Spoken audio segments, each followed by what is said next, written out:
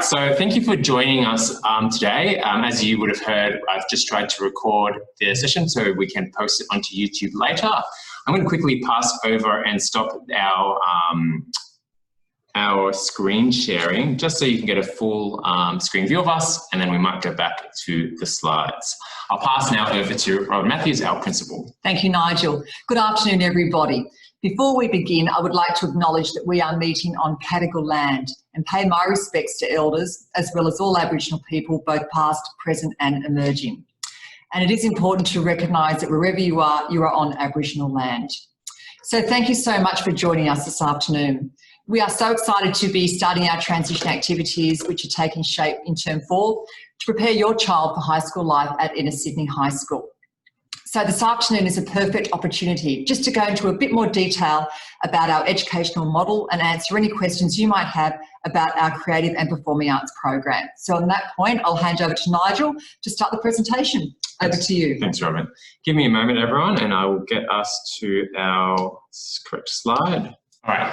Hopefully you can hear me, and I think you can see me. Apologies, this is the first time we are doing this on a Zoom webinar. As we mentioned, I'm here to talk to you briefly about the INSEAD educational model that we have been working with at the end of last year and the beginning of this year. There are kind of three main components to which I'll go through today.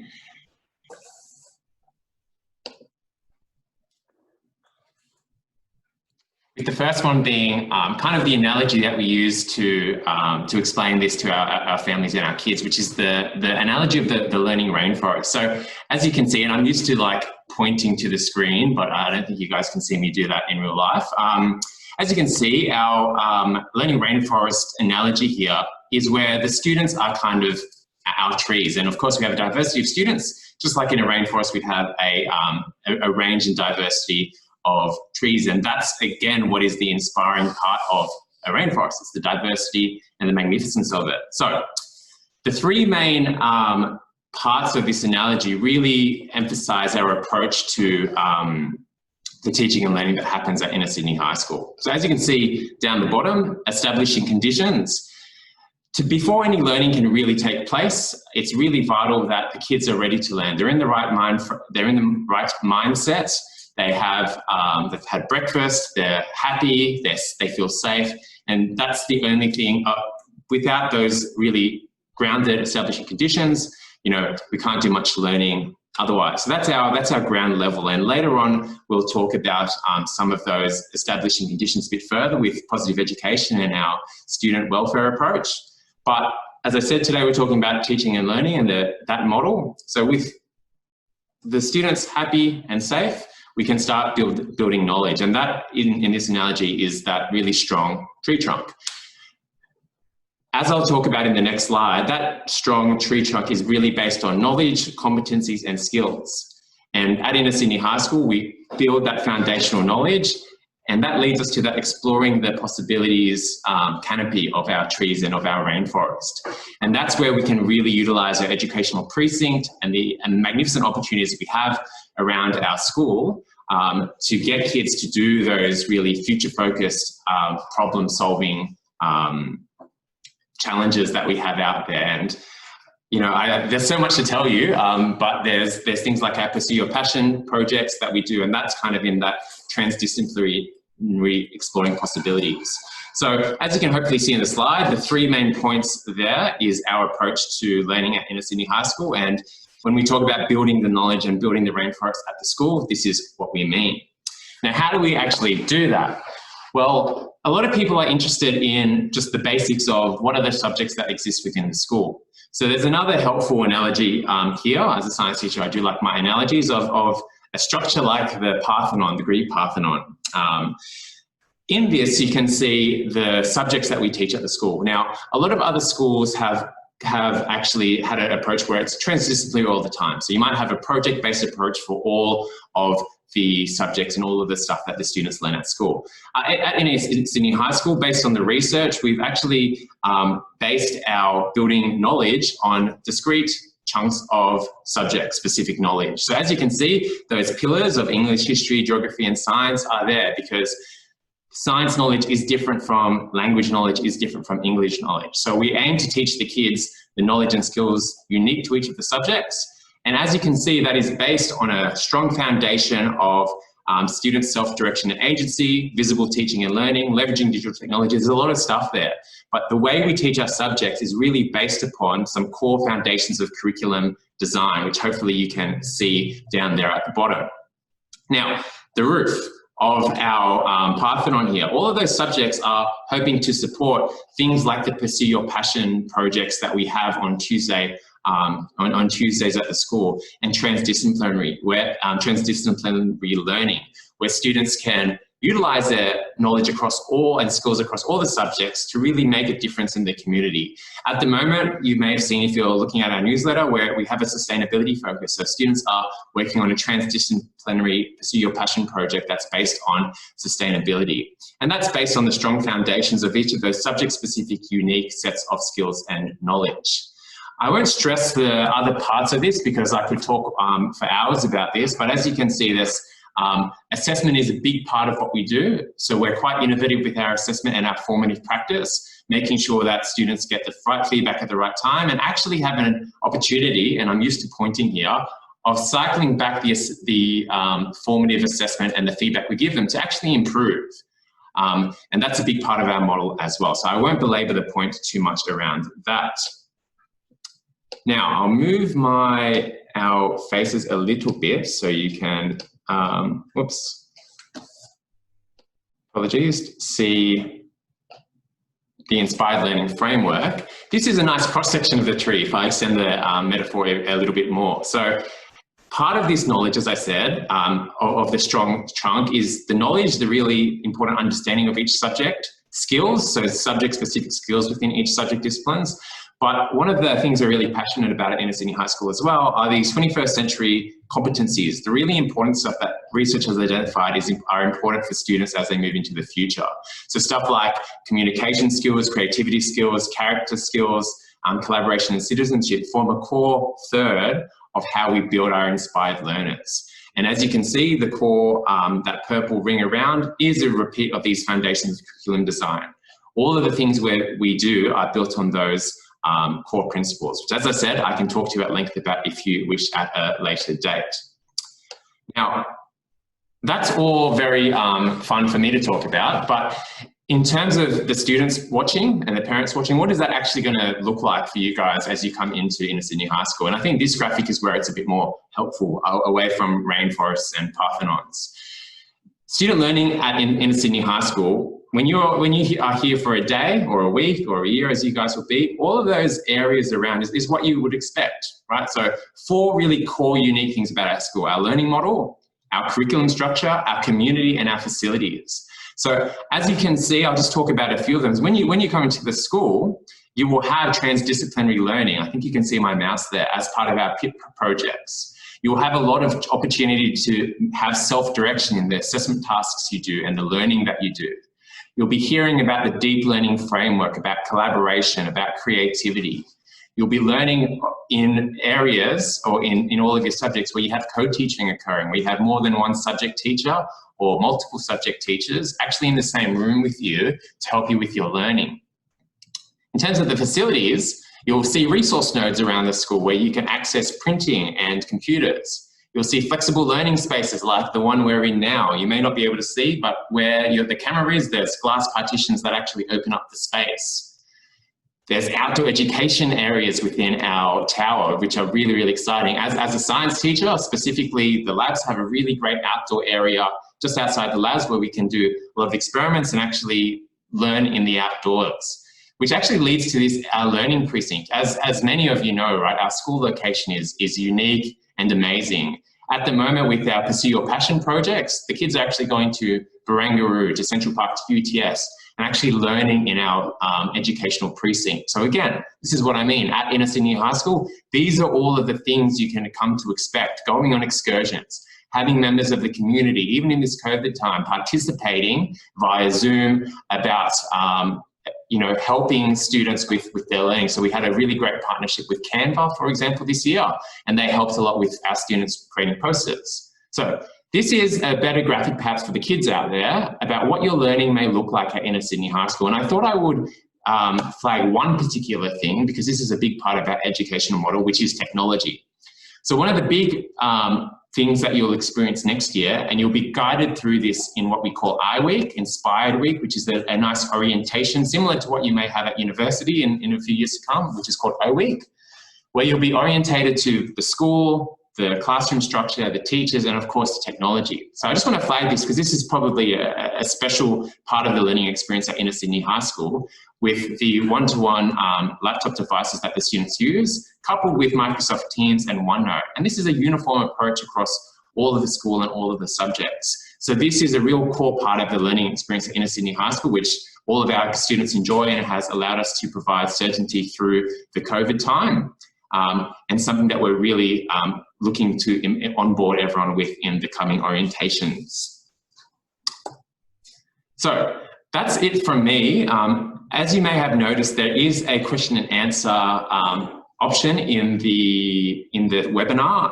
As I said, this is the first time we've tried to use it, so please pop any questions you have for me there, and we'll circle back around, and that's the same goes with any questions that you may have to Renee about our creative and performing arts opportunities. So I'll pass over to Renee now. Okay, thank you. So I'll take the opportunity to speak to you about the instrumental music program to begin with, and then talk about dance, drama and visual arts as well.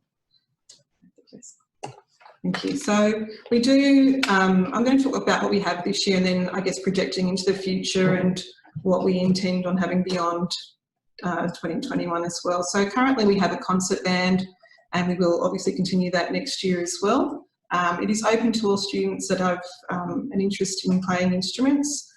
We don't have an audition process for that. You just basically are welcome to join. But I guess the expectation is that the students can read music, and we also encourage students to have their private tuition as well externally, so they can practice their music at that time.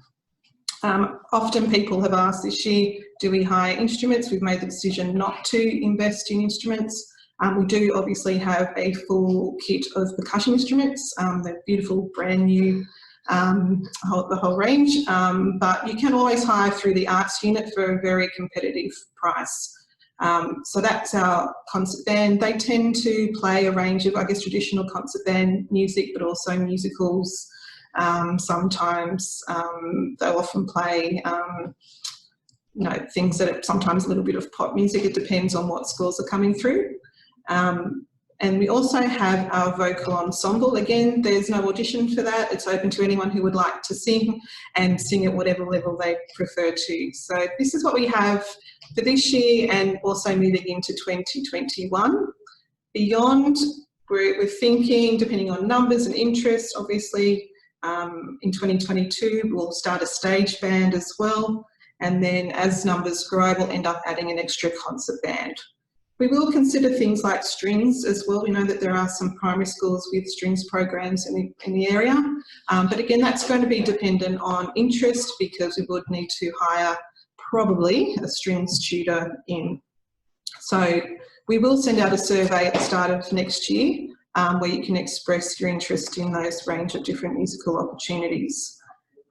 We this year had a lot of exciting plans, but unfortunately a lot of them had to be put on hold and things were cancelled with COVID. But for instance, our vocal ensemble actually did one rehearsal for In Concert, which is what the Department of Education Arts Unit runs as their big vocal ensemble event, and we were looking at things like the Sydney Stedford and really working with our primary schools with our concert band, but unfortunately that was put on hold this year. But fingers crossed next year we can go ahead with the whole range of extracurricular and external performances that we'd like to do.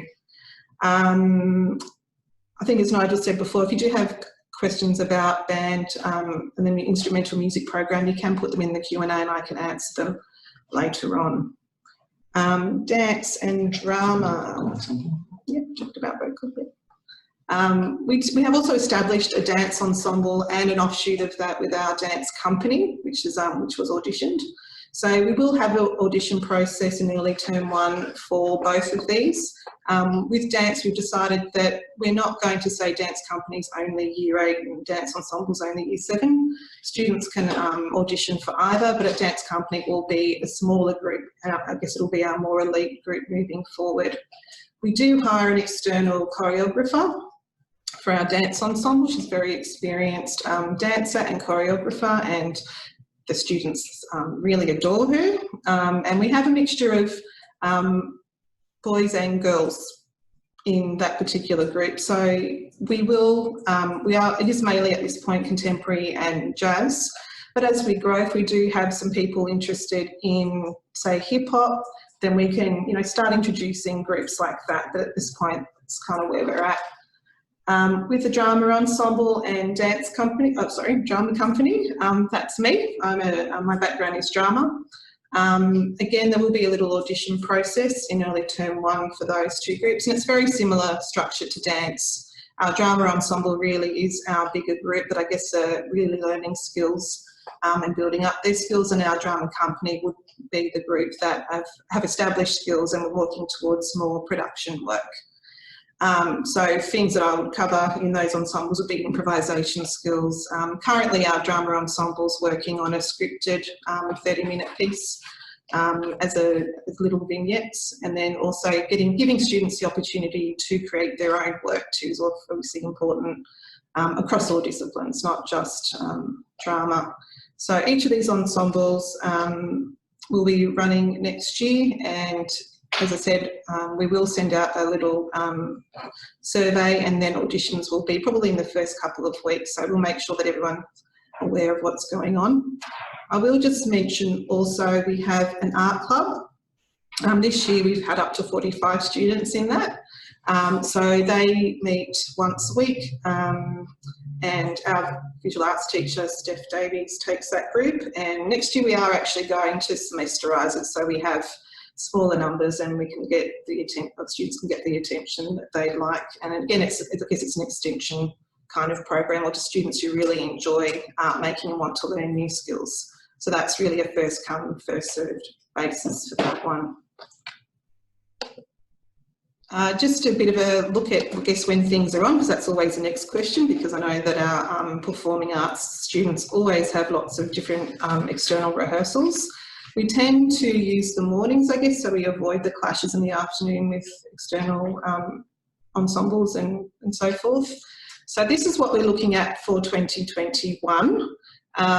Things might be subject to change, but we're pretty much locked into this, to be honest with you. It would have to be something fairly extraordinary to change things. So our morning sessions generally start between 7:30 and 7:45 till about 8:40, 8:45. So students have time to get to class by 8:50. And afternoons, generally, depending on the day, they run for about an hour generally. So maybe finishing about 4:15 if it's a Wednesday, 4 o'clock for, I think it's 10 to 4 for art club on a Tuesday. I might just mention too, and I won't go into detail, we do run a lot of other extracurricular groups beyond creative and performing arts. So for example, things like a creative writing group, we have a film club, we have a whole bunch of other things as well. So I guess I'm here just to specifically talk about the performing arts, but there are lots of other opportunities, more than I think any year 7s at any school that I've been at been offered, which is really exciting for them. Cool, thanks Renee. So with that, I might stop the screen share, which takes us back to the full screen view, and just have a look at some of the questions. Please feel free to pop them in the question and answer box down the bottom there. And it's great to see 78 of you. There are some, can you see that Renee? Okay, all right, there. So it's on the big screen. It's on the big screen.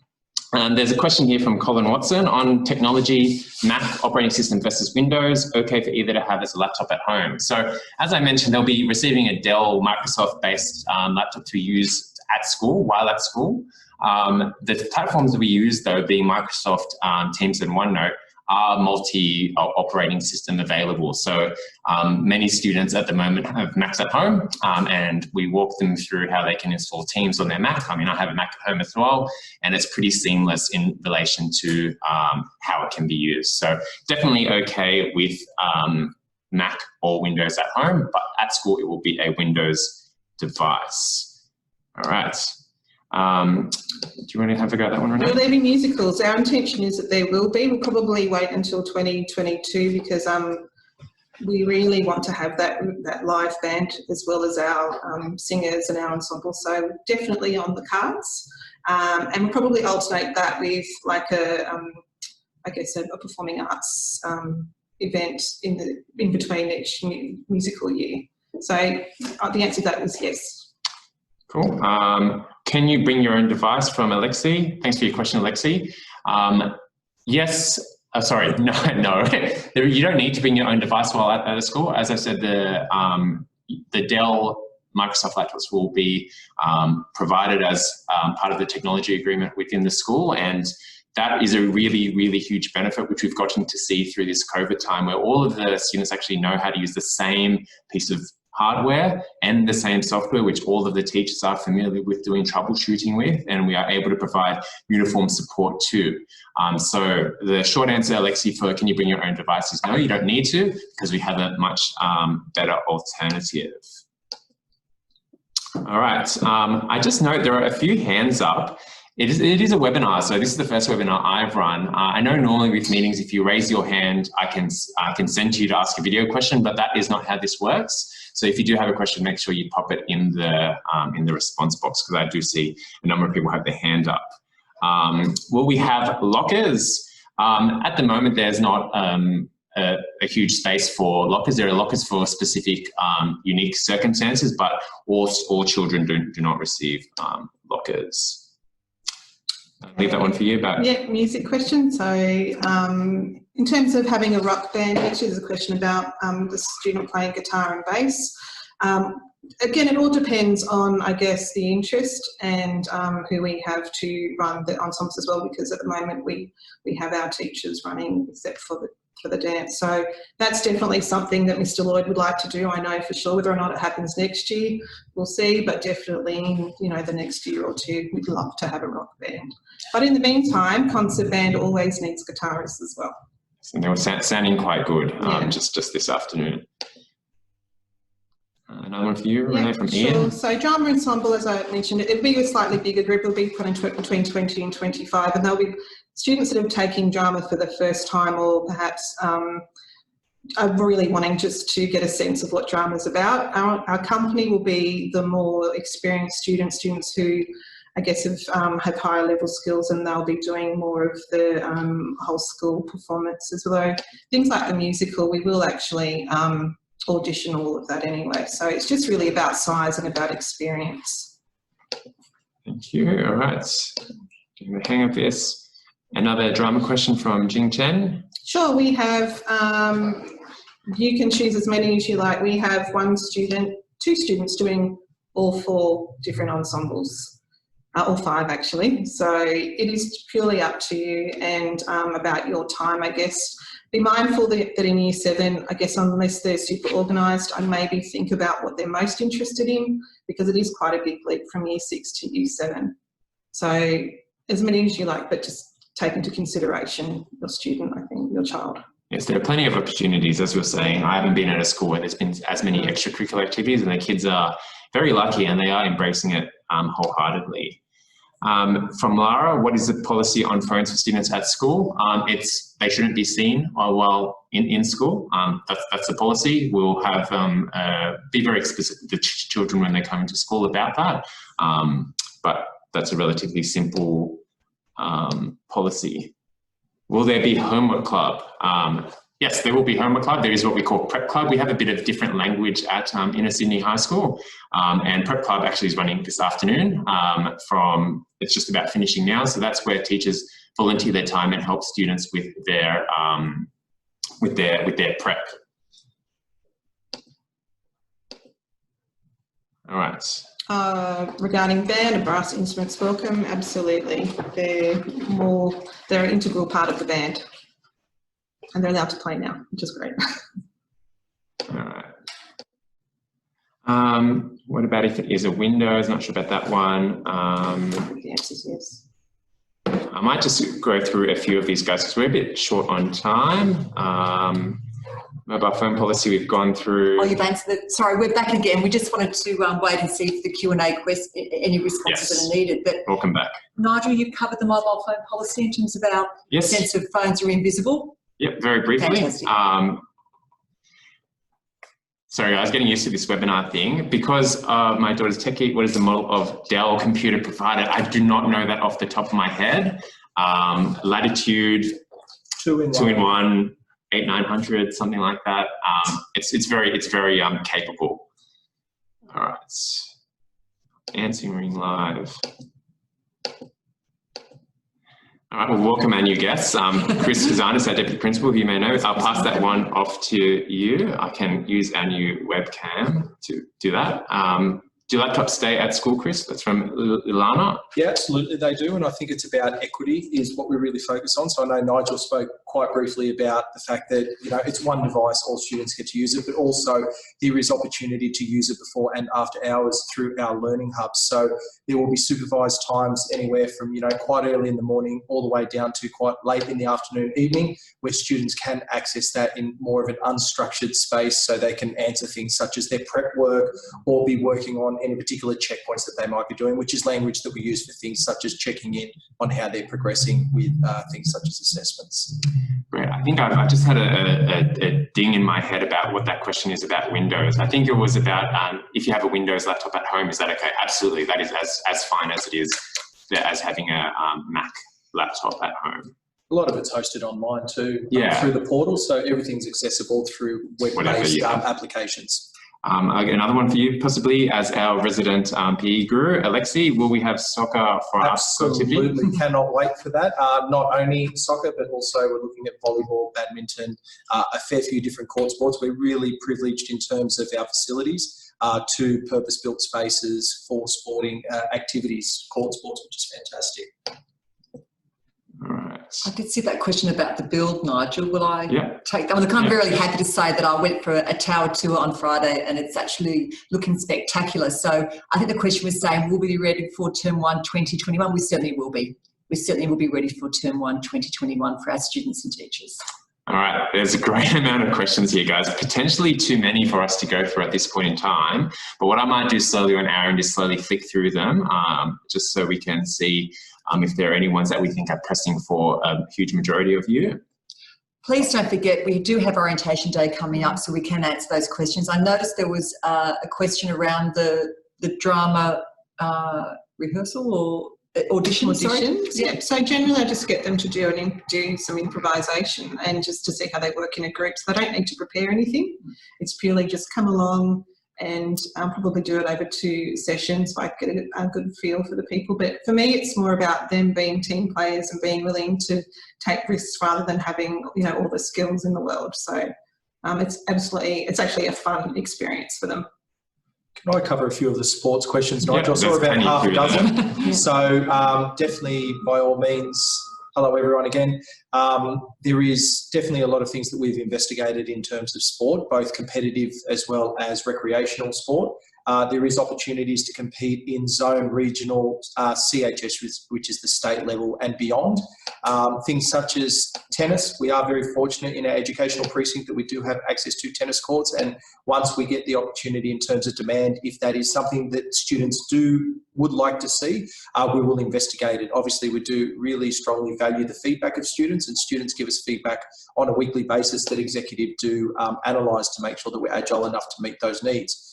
AFL, I noticed there is AFL competitions. Obviously, being in a city, it is a bit difficult in terms of AFL spaces, but there will be AFL skills. There are AFL gala days as well as there are AFL knockout competitions. And then there also is third parties that are able to provide, you know, through some of the sporting teams that come out to the schools and suggest that, you know, a fair few of the students from the school might potentially enter a team into one of their weekend competitions. Netball, absolutely. We do have a resident netball mother here with us, Miss Matthews, and we do, by all means, have opportunities to compete both on a Saturday activity in terms of through the school on Saturdays, but also through competitions. There is through our grade sport competition, which takes place on Tuesdays. Pretty much every sport that has been mentioned there is in some way on offer, whether it be through a grade sport competition, which is our weekly competition with other schools, or through the zone, regional and state, which is more of a knockout style or trial competition. So I hope that that answers a few of those sporting questions there. But look, ideally, when we come to orientation day, please step up, have a conversation. We can personalise maybe the answer to you in particular that you have around sport. There's so much exciting stuff happening at the school. It's actually a bit hard to distill it down for just a half-hour Zoom. Really quickly, for example, creative writing group, you might think that's a small thing, but we actually had a book launch on Monday, like an amazing, huge book launch. So I don't want to go into too much detail, but there is plenty of stuff going on. There's one about just the laptops, just to clarify, laptops staying at school. Yes, the laptops do stay at school, and that way we can maintain them and charge them ready for the next day. They should be using their own devices at home. Otherwise, as Chris mentioned, everything is actually online. So going to a local community library as well, they'll be able to log on to any computer device through the portal and actually be able to access everything. And that again is what iWeek Inspired Week is about, where we'll orientate them on how to use all of that. But also I think, Nigel, too, what's really important is there are facilities on site before and after school with teachers that will be supervising in our student hub, which is an incredible space that sits in the canopies of the trees here at Prince Alfred Park. There was one just about some additional needs that I sort of noticed. I flicked through. Yes, I noticed that too, Chris, and I thought family interviews are a really important time if you'd like to actually share that information about your child. So I do suggest that a lot of the questions that you are asking, please make sure you do book up your time for the family interviews. I know you would have received an email about that, but it is a good time to talk about those really specific needs about your child entering into Year 7 for 2021. Yeah, and Christine, we do actually go ahead and put different plans based on those family interviews, and then we put adjustments in place to be able to support the student with their additional needs. So please do not worry about that. We're well versed in it as a school. All right. Anything else? Because I think we've covered the majority of the questions there. What we will be doing, based on the feedback we've had this afternoon, we will be doing another Zoom presentation, and judging from the questions, it might be worthwhile if we do have one around sport as well as technology. So there's probably two key areas that we can potentially focus on in our next presentation. Great. All right. Well, thank you so much. It's great to see, so many people here and everyone participating on the chat. Thank you for bearing with us as we try this new webinar, but I hope you can agree it's probably a bit better quality than last time, and we do have this cool Zoom feature. So thank you for joining us. Keep tuned for more, and we'll see you on another Zoom session. Great. Bye, everyone. Thanks so much. Thanks, everyone.